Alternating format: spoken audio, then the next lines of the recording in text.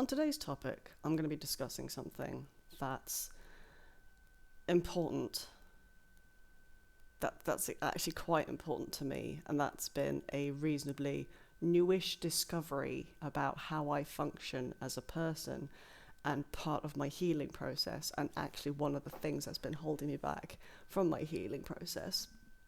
So the last few months, I have been undergoing something which I completely didn't anticipate facing in the circumstances that I'm in. So it's been a bit of a shock to the system. So I've had to... I've almost felt like I've had to speed up my mental health healing process. Not from any pressure, just to kind of help me get through some things. Change the way I look after myself, and almost change the way in which I looked at how I analysed situations. On top of that, I'm getting affected in ways which I didn't anticipate to get affected. Not in a negative way, just, oh God, that's happening, okay. And just kind of modify how I live and treat myself to enable me to go through the changes I'm currently going through. And I'm I'm vaguing for a reason, or will be revealed at some point in the future, just not at the moment. However, this is a topic that, because I came across it fairly recently, it's something that I've just realised I've not updated my calendar to December yet. Ha! It's something which I feel benefits the spotlight, because it's something that a lot of us don't realise about ourselves, something that a lot of us might not even realise without therapy, without somebody talking to us about it. One of the important lessons which I learned when I saw some people this weekend was, oh my God, it just vanished from my head. Oh no, that's it.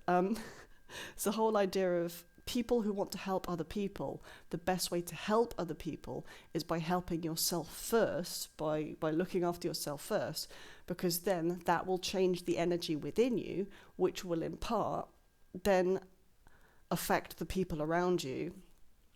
And if anything, pass on the experience that you've got, pass on the healing that you've undergone, not in the form of advice, just when you're having casual dialogue and you go, oh yeah, so the other day I started doing this, or I realised this, and the other person goes, oh, that's what you do, okay. And they kind of, the healing sort of passes itself on by the information which you've gathered yourself in the first place through your own process being passed on to them. I'd also like to highlight that, yes, I'm very aware of the fact that I once again look absolutely knackered. It's one of the things that I'm currently undergoing at the moment. And last night was actually the first night I slept properly for a good couple of hours without an intense amount of dreams. But I still feel like I'm kind of catching up a little bit on rest because I've really not been sleeping well otherwise. So the topic which I wanted to discuss today, mainly kind of to put my own thoughts into perspective and potentially help other people as well who also suffer forms of anxiety, depression and the like, who might not even find certain holistic practices like mindfulness or meditation or just sitting still and quiet for literally like a few minutes. They might not find that very easy. There's a possible reason why. I don't know if this is why, but it's a potential. And it's the idea of feeling safe. It's the idea of feeling safe within your body. Now, I have been told by so many people throughout my life, I live in my head, constantly live in my head. I'm pumping out thoughts pretty much every few minutes. I think I might have had a couple of moments on a weekly basis where I might go, my mind is calm. Oh my God, I'm in the present moment, holy crap. You also get told to live in the moment, to enjoy the journey and stuff like that. And because I'm incredibly cynical because of the experiences that I've gone through in life, I go, yeah, but what if the journey sucks? What if when you're meant to be appreciating the moment, you're stuck in traffic or something, or you're working on a project I don't know why I gestured at this. I gestured at my monitor. You're working on a project that that doesn't captivate you in a certain way. So how the hell do you live in the moment when it's just a bit pants? So I did an exercise on myself, because the whole point of being in the moment is being out of your head and in your body. And 5 tabs has just opened up in my head of things that I need to do at some point, and go away, now's not the time. One of the things I've been focusing on is I've been so in my head, I actually struggle to follow my gut instinct, my gut intuition, which grows with the more experiences you have. As you enter a situation, you have to make a choice. Your gut instinct goes to you, that doesn't seem quite right, and you're able to follow it, you're able to listen to it. But the people who are swamped with doubt and overthink and everything, it's being in your head and everything. So you can't make the right decisions for you because you're so in your head. You're using, it's almost like a form of overriding logic to work on rather than the actual focus of what your body and what your intuition needs. However, recently I did an experiment where I tested just standing in my apartment where I know I'm safe and just kind of focusing in on my body and going, right, I'm in my body, I'm not in my head. I tried to do a little bit of grounding work, and I kind of allowed myself, it's the body scan, I think that's what it is, because I try and think of techniques that might work for other people when certain other techniques don't work. So I try and offer different options. It's like, you could try this, or you could try this, or you could try this. One of the things I do is the body scan when I can't quite go into my body. So I focus on how my shoulders are feeling, tense as balls. I focus on how my arms are feeling. I focus on how my chest is feeling, how my stomach is feeling. You do that, you become aware, hyper aware of how your body, how individual parts of your body are feeling. And I did this within like seconds when I was in where my heart is based and everything, where my heart and my nervous system is based. I suddenly felt a massive wave of fear, a little bit of paranoia, and a sense of, oh God, no, something really bad is going to happen. I suddenly felt like I was being chased, is the best way to describe it. I felt like there was something watching me, getting ready to pounce. And I wanted to shoot straight back into my head again, where it's my happy place, where I don't have to face that. I realised that I struggle to be in my body because I don't feel safe in my body. Not as much as I used to, but I've done some work to feel slightly stronger about it now. But I've never felt safe in my body. Since I was a kid, I've never felt safe in my body. There's a number of reasons for that. Now, the reasons for feeling unsafe within your body could be experiences you might have encountered as a child, the way you were raised in your situation, circumstances, some people you may have encountered as you were growing up, even situations you may have encountered in school, through bullying, through trauma, through the smallest thing people might have said to you. It sticks with you. And if you encounter that repeatedly throughout your life, your mind is telling you over time that your body is not a safe space to be, because when you're there, you feel all the pain, all the anger, all the injustice, you feel all the stuff that's thrown at you, and it sucks. You don't want to be in there. It's like being in a house that's, for example, a house that is just chaos, that is just mess, that is filled with stuff that's not good for you. You just walk into a house, when you just walk into a building and go, oh, this place doesn't feel right, even if it's literally the cleanest house, but the people aren't right. It's that. It's like being in a house that gives you the heebie-jeebies. That's what your body feels like. You can't inhabit your body because it's not a safe place to be, because it feels everything. Your nervous system is hugely dysregulated. And if you can't work out what happened within your life to make you feel like that, it's very possible there is a form of repression going on. Something may have happened within your life to make you feel this unsafe, and you just can't remember it because you blocked it out. There are so many aspects of my life which I can't remember. Somebody can remind me of it, and I'm like, oh yeah, that thing happened. Why can't I remember that? Oh yeah, because that happened. Connection to it, so I blocked it out. Balls. So you don't feel safe in yourself anymore. And I have undergone a number of different experiences through that, which means that I have perpetually disassociated. I've escaped in my own head. I've overthought things so much, because to me, the decisions that I've made in the past, some decisions that I made in the past weren't the right ones for me. And yes, I lived them and I experienced them, and sometimes I might have made an incorrect decision or the wrong choice because of how other people reacted or something. And so that put me on edge. So I tried to make the best decision for them or something. But it makes you overthink. Your gut, your instinct, which everyone has, is alive as well. It's there. It's trying to tell you what you need to do to help you do what it is you need to do. But you can't hear it because you're so swamped by fear, by the sense of trauma, by being told you're wrong all the time, that kind of thing, that you no longer hear yourself. You no longer feel safe within this body. As an emotionally sensitive person, I've potentially explained this in other videos. I can't remember if I published them or not.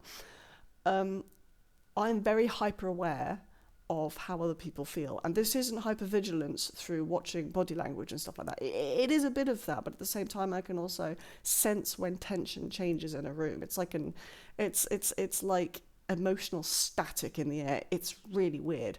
And I've had to learn how to protect myself from that, because that, being a people pleaser, has affected how I make decisions, because I'll make a decision that's good for me, and then I'll inform somebody for whatever reason, and then I will feel their frustration, their anger, their sense of regret that I'm not fulfilling an expectation for whatever reason which benefits them. And I'll feel that disappointment. The people pleaser in me, who's come out because of issues I've had in the past, goes, oh God, this person's not happy with me. Oh God. And I know that I've upset them, and it freaks me out and it triggers me. And it's actually one of the reasons I used to isolate so much. I don't as much anymore now, because I'm developing an understanding of how to protect myself. Best way to protect yourself from that, the whole concept of being emotionally sensitive, unfortunately, is the concept of boundaries, saying no to people, not having to justify why you've made these decisions, and just doing what is best for you, as long as it doesn't profusely, cause like some kind of... There are some decisions you can make which work for you, which may negatively affect the other person. But it's a case of, if that's the case, you need to both consider why it affects you both so much. It's very possible that this person can't fit into your vibe anymore, can't be in your life anymore, that kind of thing. But it's a case of, sometimes we need to make decisions that work best for us. And I've encountered so many situations where I've had to make a decision which I know affects this other person, but I'm like, unfortunately, I need to do this for my own benefit. And it sucks that I can't fulfill your expectation, but I'm sorry. And I've had to step away from that and then try and work through the sense of guilt and the sense of regret. However, in the long run, if it's necessary, it kind of develops resilience without you being a dick. And you need to understand why it might affect that person so much. For example, let's just put it out there. Somebody asks you for a lift somewhere, but this lift takes you like an hour out of your way that way, and it's going to add 2 hours to your journey for whatever reason. So you're going to have to say no, because time-wise it doesn't work for you. Energy-wise, because you're exhausted, it doesn't work for you. Or just in general, you're going to... It just doesn't fit for you. So you have to say no. And yes, it's disappointing for that person, but if it causes you a huge inconvenience, you have to learn to say no. And if that person gets upset at you, why are they getting upset at you? Are you genuinely their only possible option? And there's doing it out of the goodness of your own heart, and there's this other person going, well, you should do this because I expect it of you. It's not quite how we work. So it's the whole concept of feeling safe within ourselves, that we are able to say no to certain situations, we are able to put down boundaries and stuff like that. It is incredibly difficult to do, again, especially if you're very emotionally sensitive to other people, or because you are a people pleaser and you feel a sense of responsibility. If you feel a sense of responsibility, why do you feel that sense of responsibility towards that particular area? Is it because you have a responsibility towards this situation, or is it because you feel that the responsibility is yours because you've accepted it? So there's always so many layers to this healing process. It's madness. It's like you've got this, which then leads to that, which then leads to that, which then leads to that. And I'm so incredibly aware of the fact that everybody has different levels of mental health and different levels of mental states, and their brains work in a different way. This is how it's functioned for me. After years and years and years of progressively healing and getting a better idea of myself, it's a case of, see, this is another thing. It's a case of I have developed a better understanding of how I function, of how I work as an individual, and this is the method that's worked for me. So if you find it doesn't work for you, it's very possible there's another issue on the horizon which needs to be reviewed and looked into.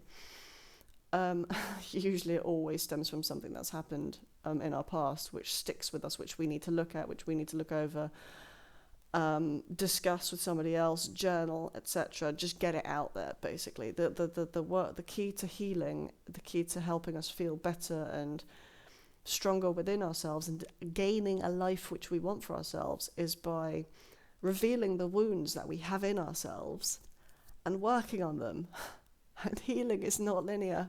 It's horrible. Healing is a massive roller coaster and several layers of onion peel, but it's worth it in the long run, because the pain that we feel is often 20,000 times worse than the brief pain of healing, of removing that stubborn, rusty nail from our soul, and then slowly working on cleaning the wound, and then finally replacing that something better for us in that wound. And it does take time. I'm proof that it can take a bit of time, but I'm hoping that this guidance that I offer can help in some way. But it's a case of, once you start feeling safer within your body, life starts to make a little bit more sense. I've been actively working on feeling safer within myself, which is incredibly difficult when you get so tired and so drawn and you're exhausted and you kind of feel that void inside you, that void, that glorious void. And you start searching for things to try and heal that void or fill that void in a potentially unhealthy way. I still cave into random little vices here and there, because I just need to. So I'll take a step back if it'll enable me to take 5 steps forward. But feeling safe within yourself, it's such an incredible thing to realize when you realize you don't feel safe within yourself, which is why you look for so many different forms of escape, and potentially why you feel so exhausted by life. So by doing that, I've been focusing on what it is that hasn't made me feel safe, and usually it's because I pick up on other people's energies, which remind me of previous issues that I had in the past. So therefore learning to protect myself from that. Again, one of the ways of learning to protect yourself is, one, the concept of boundaries. And I hate to say it, but if you lose people because you put down boundaries because it makes sense for you, then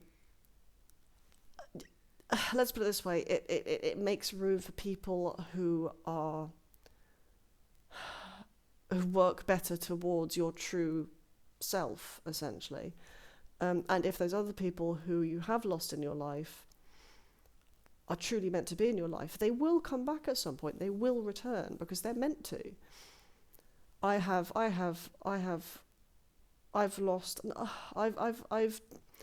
found myself becoming not distant. It's just the people in my life have changed a lot. People have moved on with their own lives, done their own things. People have gone off and done this, that, and the other. And I've found that some will come back, but it's a case of I have accepted that as I change, the people in my life will change as well.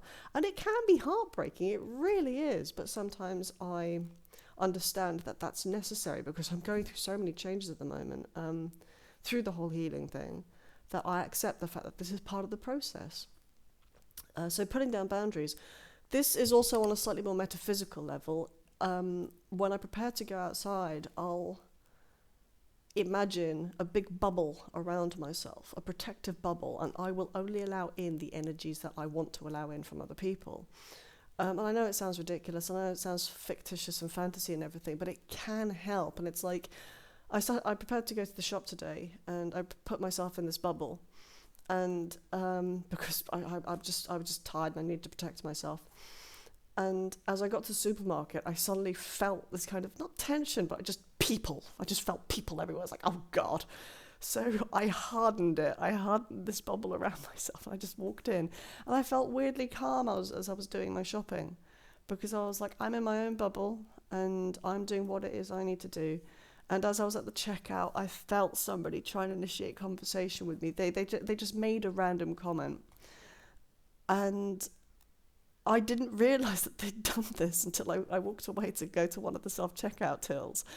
Because this was clearly a person who wanted a bit of somebody else's time to converse with somebody. Somebody who wanted a bit of attention. I'm like, with all due respect, I can't.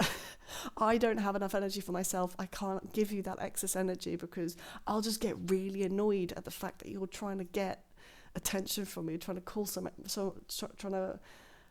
draw some of my energy to you through conversation just to make yourself feel better. No. So I didn't respond in any way, and I just kind of carried on. And it's like you just reinforce this bubble, and it just kind of helps you feel that little bit safer.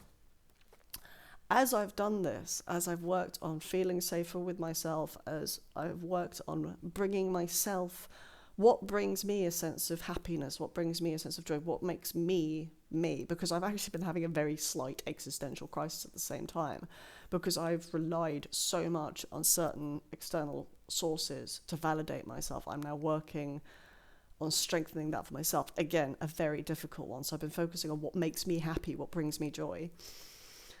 What it is I look for in other people to strengthen me. I need to create that for myself, to make myself feel safer and to make myself feel protected. I've been opening some almost emotional doors for myself because my creative side has just gone. And I even went back to some writing that I haven't done in about 10 years or something. I used to write constantly when I was younger. And I just kept getting these images of writing and stuff. And I suddenly heard this music I hadn't heard in ages. And it was a piece of music that inspired a piece of literature which I'd written. And I was like, oh my God, I'd forgotten about that. And it didn't matter that I wasn't focusing on the book as a whole, but this one chapter kind of came to mind. I was like, oh, it's that again.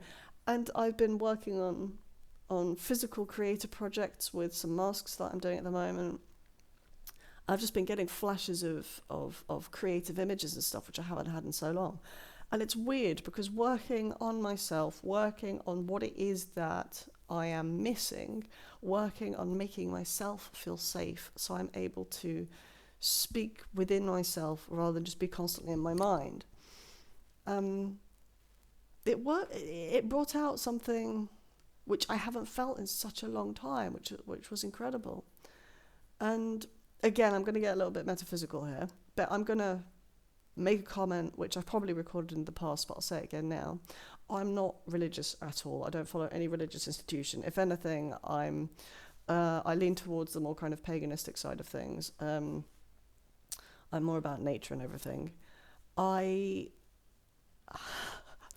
immediately sidetracks as I start thinking about walking in the woods. Okay, pull it back. Again, this comment that I'm about to make isn't a religious comment. It's more along how I function as I've been discovering more and more about myself.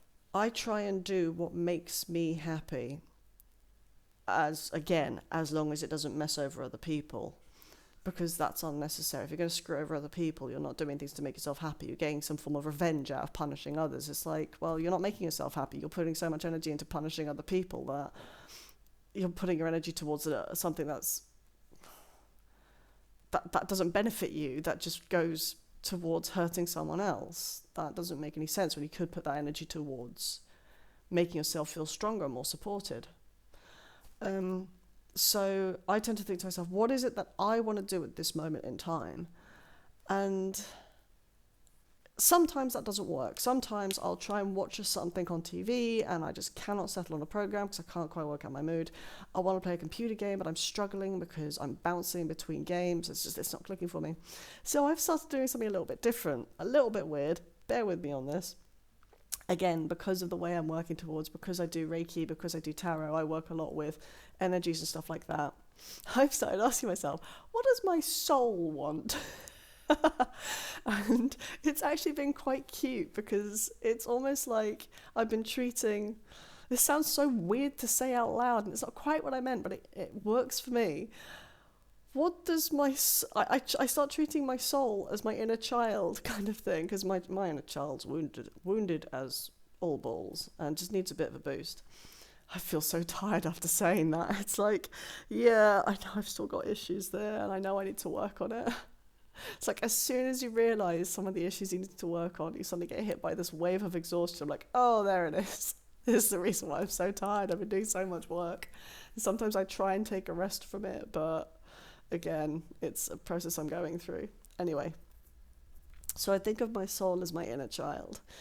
And I've started treating my inner child as a little friend kind of thing. My soul inner child is a little friend. I go, what do you fancy doing? I want cookies. Okay, we'll have a cookie. Or I want to do a paint. Okay, we'll do a paint. Or I want to sit down and look at Pinterest. Okay, let's look at Pinterest. So that's what's been helping me discover what makes me happy, what brings me joy, not as a form of escapism or distraction. If anything, that has actually led me to do different things, which then leads me to go, oh, I want to make this decision and do this, which then leads to that. So it's like it'll give me little steps on how to work towards what it is that I actually really want to do. Because I've been holding myself back for so many years. It's ridiculous. Most of my life, I would say. I've been holding myself back for a variety of different reasons. And now I'm almost kind of freeing myself, which is another reason why making yourself feel safe within your own body is so bloody important. Because when we don't feel safe in our own body, we hold ourselves back. Because life has taught us that when we don't feel safe in our own body, or life has taught us that when we don't feel safe within our own body, we can't make the decisions that work for us with confidence, and if anything, we'll sometimes work off somebody else's decision, because then we know we won't be punished, or we won't feel a certain level of responsibility, or we won't feel that panicky nervous system scream kind of thing. So that's what I've been doing. I've been slowly but surely, and if ever I say to my little soul inner child friend, if ever I say, do you want to do this? And they feel scared, I try and understand why it wants to do this thing, but why it feels scared to do it. And in doing so, I'm then able to talk to myself as if I'm that inner child and just kind of go, it's okay, we've got this, you're completely safe. You're genuinely completely safe. We'll put the bubble around us, even though we're at home, just so that you feel safe. And yeah, it seems weird. Yes, it seems immature, it seems childish, it seems a little bit ridiculous. And I actually found myself judging certain decisions that I made, certain actions which I took. But then I realised the judgment wasn't from me. The judgment was from other situations or other people that I've known who've made me feel that way. I'm like, with all due respect, that feeling comes from somebody going, you're not allowed to behave like that because I'm not, so why should you? Because it's got nothing to do with you, and this is what I want to do. And I've been exploring, once again, by feeling safe within myself, I have been exploring my more childlike self, my more childish self, and it's so much fun. I bought myself a bunch of colourful hair clips, and because my hair is green and it looks like a garden, so I was like, I'll put some colourful hair clips in it, like flowers and stuff, and it made me really happy. I'm even considering buying a really colourful feather boa for my car, so I can just have it as like decoration. And I've been very much exploring because I have the inner darkness. It's the whole concept of I don't see myself as a goth, but I see myself as somebody who embraces some really, really dark imagery, because that's how I function. The world is a dark, chaotic place, so I embrace that. But I'm also allowing myself to embrace the colourful stuff on top of it. Think of it as Persephone, for those of you who know the mythology, Persephone, who was stolen, depending on the stories that you read, by Hades, and he wanted to keep her as his wife, so he would let her return in the spring, which is why all the flowers come up. She came to his place and she ate 6 pomegranates, which means she's now on Earth in the spring for 6 months, and then we have good weather for 6 months, and then she returns to Hades' palace underground, and she basically becomes like the Queen of Darkness. And for another 6 months, which is why we have cold weather for 6 months. I've explained this really badly, but it's a beautiful story. I used to adore it as a kid. I'm going to say it's Greek mythology. I keep wanting to say Roman, but technically they're both very similar. But look it up, the Persephone and Hades. It's the whole concept of the light and the dark, and it's wonderful. It's an aspect of myself I've been exploring. I'm not goth. I actually find it a struggle to wear black clothes, mainly because I have a tendency of staining my clothes, and also because I've never really found black clothes that work for me personally, even though I love the aesthetic. But I'm also very colourful at the same time. I mean, technically, with the light and dark, I'm kind of showing it off here.